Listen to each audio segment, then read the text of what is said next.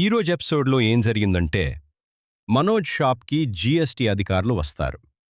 మీకిచ్చిన సమయం అయిపోయింది, ఇంకా డబ్బులు ఏర్పాటు చేయలేదు కదా, ఇప్పుడు మీ షాప్ని సీల్ చేయాల్సొస్తుంది అని చెబుతారు. దాంతో మనోజ్ వాడను బ్రతిమిలాడుతాడు. ఇంతలో రోహిణి అక్కడికి వచ్చి చెక్ ఇస్తుంది. ఆ చెక్ తీసుకున్న తర్వాత అధికారులు, ఇకపై ఇలాంటి తప్పు మళ్లీ జరగకూడదు, ఇది మీకు చివరి వార్నింగ్ అని చెబుతారు. ఆ తర్వాత మనోజ్, నువ్వుంటే చాలు రోహిణి అనంటాడు. కానీ రోహిణి మాత్రం ప్రాక్టికల్గా మాట్లాడుతూ, ఇలా భావోద్వేగాలతో కాదు, సమస్యను ఎలా పరిష్కరించాలో ఆలోచించాలి అనంటుంది. అయితే తన మనసులో మాత్రం ఈ 3 లక్షలు ఎలా కట్టాలి, ఎక్కడ్నుంచి డబ్బులు తీసుకురావాలి అని ఆలోచిస్తూ బాధపడుతుంది.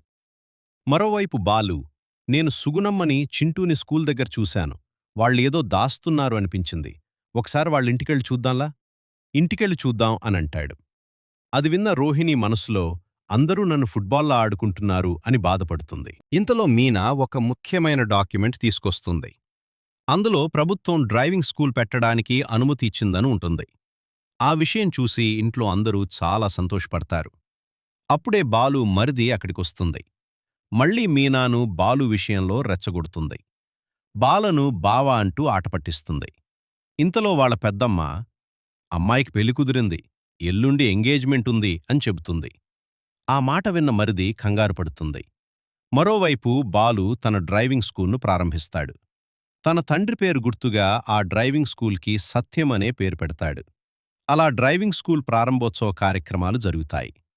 మరి తర్వాత ఏం జరిగింది తెలుసుకోవాలంటే లైక్ చేసి సబ్స్క్రైబ్ చేసుకోండి.